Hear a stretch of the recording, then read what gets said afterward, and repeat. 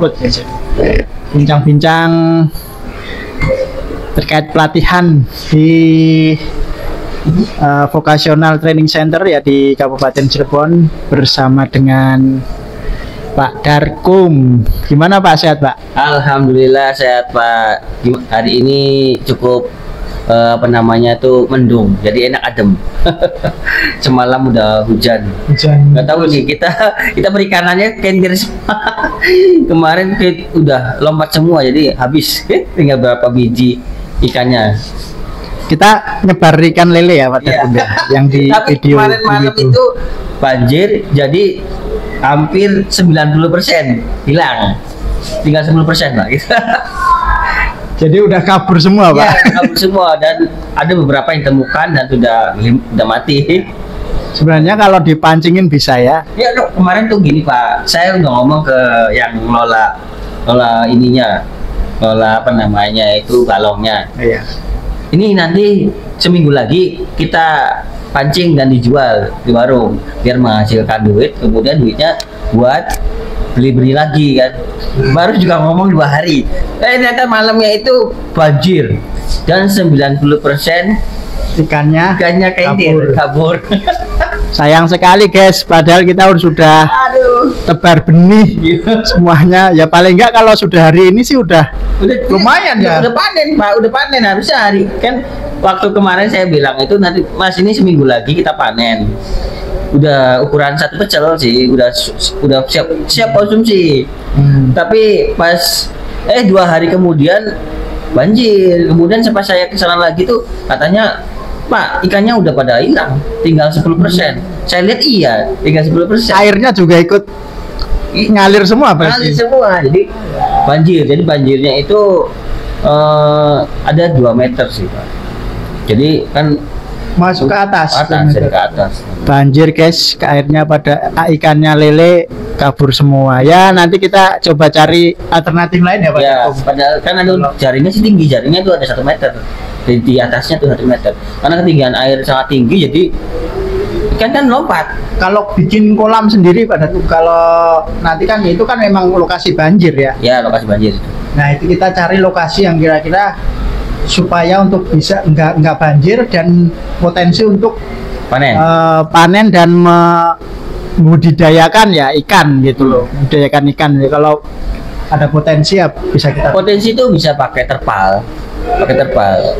Cuman kalau pakai terpal itu metodenya itu harus dari sisi nutrisi ya, harus terjamin nutrisinya. Kemudian dari kebersihan itu harus juga terjamin, nanti biar nanti ikannya itu terhindar dari penyakit. Nah, kalau lele kan untuk pertumbuhannya cepat, kalau nutrisinya terpenuhi. Apalagi di bawah tanah gitu ya. Kalau di bawah tanah lebih cepat lagi, karena kan banyak plankton air di sana secara alami kan. Ya. Nah, kalau di terpal kan nggak ada tuh, kita sendiri yang nebarin. Terus nggak perlu perawatan kalau di empang ya. Kalau di empang nggak perlu perawatan karena airnya kan mengalir. Kalau di terpal kan harus dirawat itu. Ya, berapa minggu sekali harus dibuang airnya untuk diganti. Ya nanti kita beli lagi Pak. Sayang sekali guys, ya harusnya udah panen ini ya, udah masuk panen nih. Aduh. Udah panen, harusnya Pak udah segede pecel-pecel lah, udah siap konsumsi banget itu. Dan sehat-sehat lelenya tuh Pak. Iya sehat ya. Saya udah lihat, entah butuh enak lihatnya tuh. Nggak tahunya 2 hari kemudian hilang. Tapi kalau ganti budidaya gimana Pak? Misalnya ikan patin ya, itu kayaknya sih ikan patin itu potensi di Kabupaten Cirebon itu bagus, cuma belum ada saingannya juga. Kayak sekarang kan sop patin itu ya mulai rame gitu, kita bikinnya untuk konsumsi. Kalau patin itu lama Pak, untuk perkembangan biaknya itu lama. Jadi budidaya yang paling cepat itu emang lele. Kalau patin itu lama pertumbuhannya dan hidupnya harus di air yang mengalir gitu, supaya pertumbuhan cepat. Jadi kalau pertumbuhan ikan nila berapa bulan kira-kira ya? Kalau lele kan cepet tuh. Jadi lele itu 1 bulan setengah. 1 bulan setengah udah siap konsumsi. 1 bulan setengah. Tapi kalau patin agak lama ya. Patin agak lama karena butuh tempat yang lebar Pak, patin itu. Terus kemudian airnya juga mengalir. Ya. Kalau nila Mungkin yang bagus apa potensi kalau ikan ya sebenarnya sih paling mudah lele ya. Cuman saat kita nyari alternatif lain lah selain lele itu apa kira-kira? ikan mujair, Pak. Ikan mujair itu kalau sekali nabur, udah dia berkembang biak sendiri. Jadi nabur sekali, panen berkali-kali. Berapa bulan kira-kira? Kalau untuk nila tuh sekitar 3 bulan. 3 bulan udah gede, udah panen, pasti udah panen itu tuh. Dari yang 2 jari, ukuran 2 jari nih. Nanti, Benihnya ya. iya benih 2 jari, nanti 3 bulan itu sudah 4 jari. Cuman kita lokasinya tetap harus nyari beda lagi Iya, Pak dari Darkom, tempatnya biar nggak kedua kali nanti kena musibah ini. Iya. Luar biasa guys ya. Jadi ya sebagai pelajaran untuk kita lah apabila kalau mau berbisnis atau berusaha itu kita cari potensi kerugiannya apa aja ya. Ya sekarang kan Pemdes desa kan ya, pemerintah desa nih itu sudah melakukan budidaya lele di berbagai tempat karena memang dari segi permintaan kan banyak. Ya. Kemudian dari segi apa namanya tuh panen kan lebih cepat. Jadi pecel lele itu Kita pecel lele. Nah, tempat buangnya tuh banyak di pecel lele itu atau rumah makan dan nasi kayak nasi padang kan itu pasti lele ada. Sekarang ada jualan lele crispy, Pak. jadi gitu guys ya, ngobrol-ngobrol bareng Pak Darkom. Instruktur apa Pak sekarang? Saya sekarang instruktur elektronika. Tapi dibantukan juga di jurusan apa Pak? Jurusan las, kemudian listrik juga. Kadang mebeler juga diperbantukan. Terus nanti ada rencana pelatihan apa dan di bulan-bulan dekat ini? Nah, kalau untuk bulan Juli itu kalau nggak salah ya bulan Juli ini ada pelatihan las itu ada 2 kelas, terus ada komputer, ada membeler, ada menjahit. Nah, menjahit 3 kelas tuh. Jadi berapa JP-nya Pak? Kalau JP saat ini kita menggunakan 240 JP atau sekitar 24 hari. Jadi nanti teman-teman akan diajarkan di kejuruan yang diminati. Nah, nanti untuk pengumuman pendaftarannya bisa melihat di IG-nya UPTD BLK Cirebon itu ada. Nanti di sana banyak pengumuman dari pendaftaran dan juga nanti dari pendaftaran kemudian ada tes psikotesnya.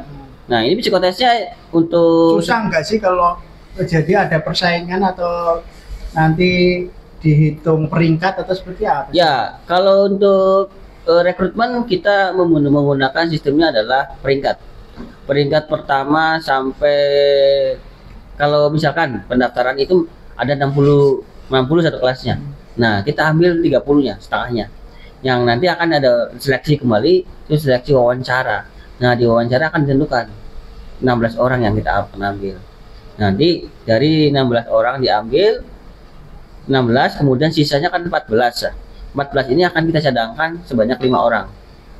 Untuk antisipasi barangkali 16 orang ini ketika udah masuk dan ada apa namanya itu mengundurkan diri atau ada keperluan yang tidak bisa ditinggalkan atau sudah diterima kerja dan lain sebagainya. Nah, cadangan kita siapkan 5 orang. Tapi peserta itu selalu full ya. Jadi kalau kalau di las sendiri adalah favorit full sekali, Pak. Jadi kalau las kejuaraan las tuh ya sangat full.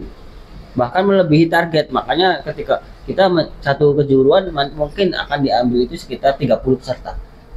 30 peserta. Jadi untuk seleksi diambil itu 25.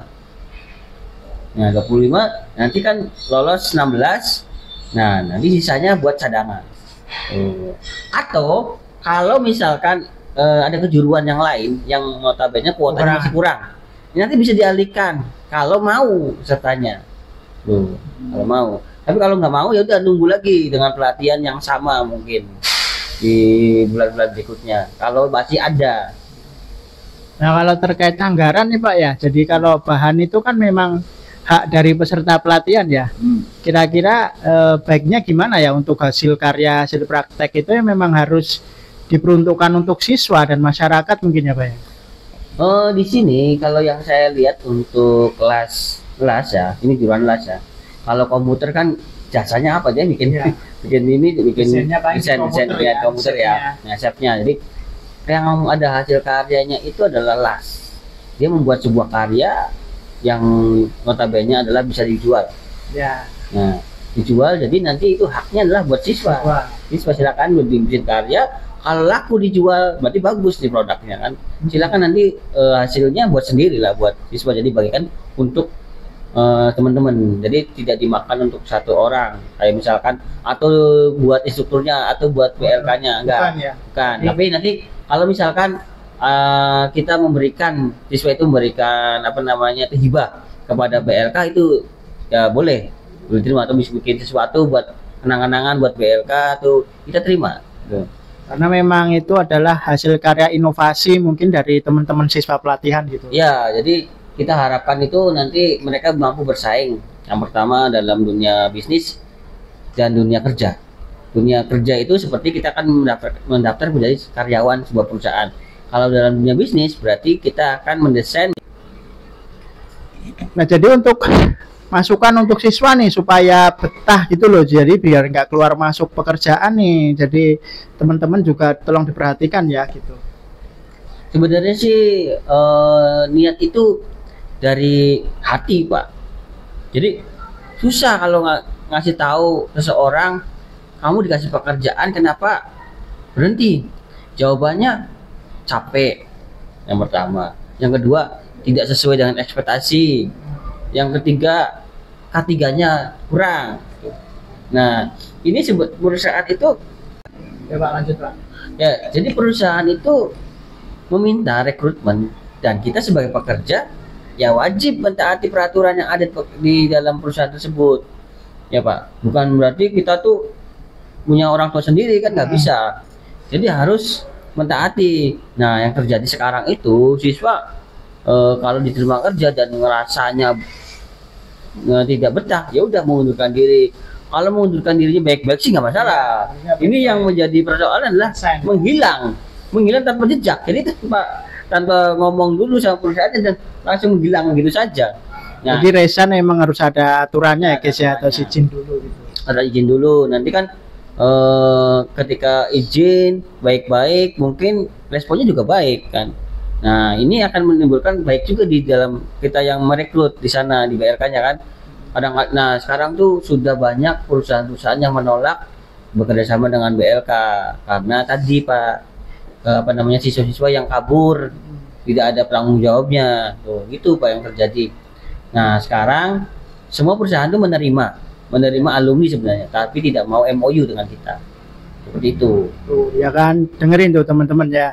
Jadi silahkan disimpulkan sendiri ya, terkait dengan pelatihan di vokasi Kabupaten Cirebon ya. Jadi kita sebatas membantu ya Pak Darko. Ya, membantu. BLK itu sebenarnya tidak bisa ya kan memberangkatkan orang ke luar negeri dan lain sebagainya.